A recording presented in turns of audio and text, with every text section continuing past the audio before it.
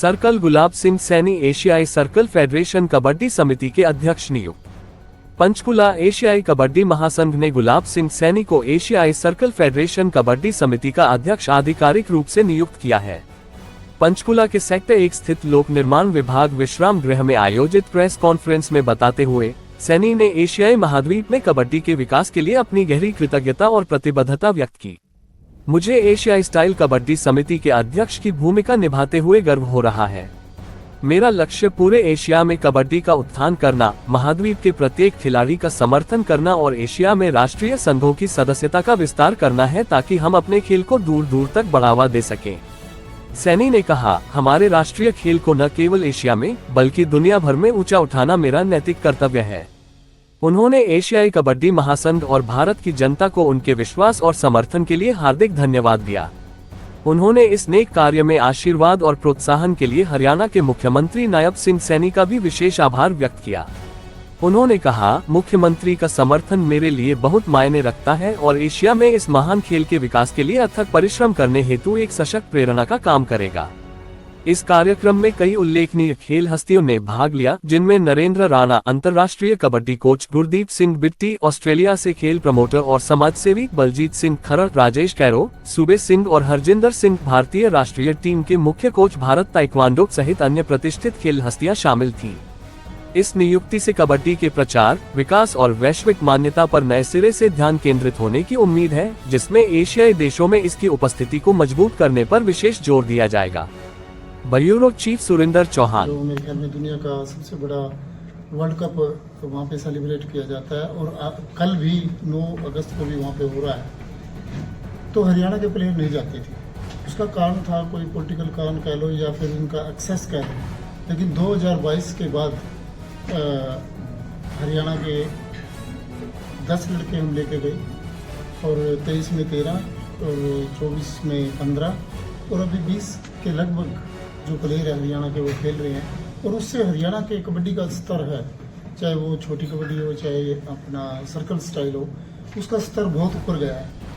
अगर बात करें सिल्लू भाऊ अकबरपुर का, वो मेरे क्लब में ही खेलता है कनाडा में, Brampton United sports kabaddi club में। अगर आज सिल्लू को देख के हमारे जो आने वाले नए प्लेयर हैं, नई जनरेशन है, वो इतनी एक्साइटेड है क्योंकि जो एक हरियाणा का, देश का, प्रदेश का जो नाम पूरी दुनिया में गया है, उसमें हर प्लेयर, हर बच्चा ये चाह रहा है कि मैं भी एक अच्छा कबड्डी प्लेयर बनूं, मैं भी सिल्लू बनूं, मैं भी अमित खत्री जैसा बनूं या फिर मैं भी रवि जोरा जैसा प्लेयर बनूं।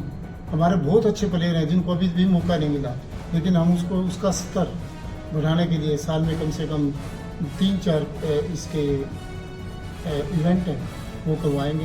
पहले एशिया लेवल पे मैन के और वुमेन के और जूनियर सीनियर सभी के होंगे, अलग अलग से अलग अलग टाइम पे अलग अलग इवेंट होंगे। और उसी दिशा में ये एक बड़ा कदम है। और जो कि हमारे प्राइम मिनिस्टर भी और हमारे मुख्यमंत्री जी भी ये कहते हैं कि हमारा देश प्रदेश एक नशा मुक्त हो। आज कबड्डी में क्या है, आज कबड्डी में बहुत अलग अलग तरह के पदार्थ यूज किए जाते हैं, लेकिन हमारे जो होगा वो एकदम नशा मुक्त और एक वही प्लेयर खेलेंगे जो इन चीज़ों से दूर है। उसलिए एक तो नशा मुक्त और एक जो हमारे प्लेयर हैं वो इन चीज़ों से दूर रहेंगे और कबड्डी का स्तर ऊपर होगा। सर, पहले हर शहरों में मतलब कबड्डी के टूर्नामेंट अलग अलग लेवल पे होते थे, पर गैंगस्टर छाया के कारण जो है कबड्डी पे कहीं ना कहीं टूर्नामेंट पे डेंट लगा है, खिलाड़ियों में डर का भी माहौल है और खेल के साथ साथ कबड्डी के साथ साथ जो खिलाड़ी हैं वो अलग दिशा की ओर चले जाते हैं। तो इस चीज़ को आप कैसे सुधार लाएंगे? उसी दिशा में एक बहुत बड़ा कदम है कि पहले एक स्टेट, हमारा पड़ोसी राज्य, अगर पंजाब की बात कर रहे हो, आप पंजाब की तरफ इशारा कर रहे हो, क्यों था हमारे भी जो हरियाणा के बच्चे थे, राजस्थान, यूपी या दूसरे स्टेट के बच्चे थे, वो पंजाब के थ्रू ही जाते थे। उससे क्या होता था, इन चीज़ों का बहुत हैवी हो गई थी। लेकिन जब हमारा हर एक स्टेट का अलग अलग से टूर्नामेंट होगा, एक नेशनल लेवल पे बढ़िया होगा, बढ़िया प्लेयर आगे जाएंगे, तो इन चीज़ों से अपने आप ही छुटकारा मिल जाएगा।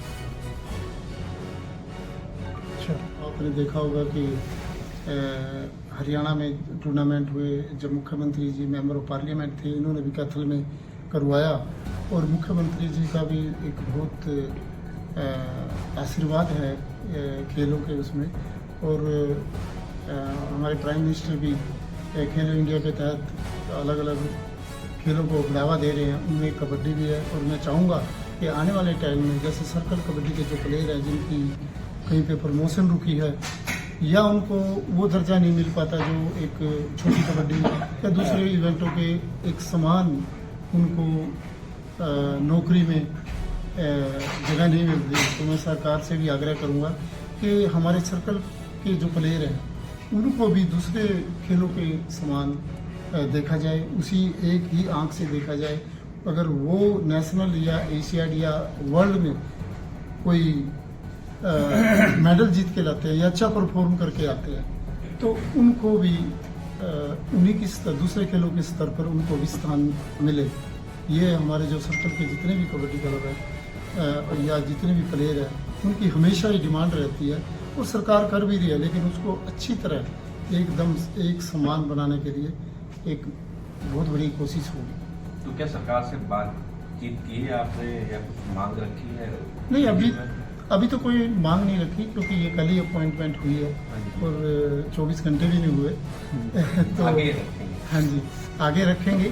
पहले एक अच्छा टूर्नामेंट कराएंगे और वो टूर्नामेंट में देखना कि वो प्लेयर खेलेंगे जो नशे से बहुत दूर है या जो नशीली दवाइयों को यूज़ करके नहीं खेलते वही खेल पाएंगे। उसका जो हमारा एक है डोप टेस्ट, उसके तहत सारे प्लेयर जाएंगे और उसी के तहत सारा होगा। और आप देखेंगे आने वाले टाइम में कबड्डी, वैसे तो आप देख रहे हो प्रो कबड्डी और दूसरी कबड्डियों के हमारे यहाँ पे क्रिकेट की तरह हो रहे हैं, लेकिन फ्यूचर में जो आने वाला फ्यूचर है विद इन 5 ईयर्स आप देखोगे कि क्रिकेट के समान कबड्डी खड़ी होगी। और अगर आपने वर्ल्ड कनाडा कबड्डी कप देखा हो जिसमें मोस्टली अपने नॉर्थ इंडिया के बच्चे खेलते हैं या इंग्लैंड या दूसरे कंट्रियों से खेलते हैं, तो उनके व्यूअर या उनका देखो कि उनको इतनी दुनिया देखती है और उससे कबड्डी का भी आज जो डिमांड है वो बहुत बढ़ रही है। और मोस्टली जो कबड्डी है वो एशिया में ही खेली जाती है, चाहे इंडिया की बात करें,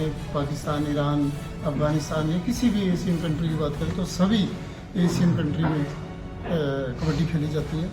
और इस कबड्डी को 70 और सुधारने के लिए मेरे काम को देखते हुए जो एशियन कबड्डी फेडरेशन है, क्योंकि मैं पहले भी साउथ एशियन टूर्नामेंट के लिए काम कर चुका हूँ और 15 साल से अपना क्लब भी चला रहा हूँ, तो इन सभी चीज़ों को देखते हुए खुद भी मैं एक स्पोर्ट्समैन रहा हूँ, तो इन सब चीज़ों को देखते हुए मेरे को अपॉइंट किया है।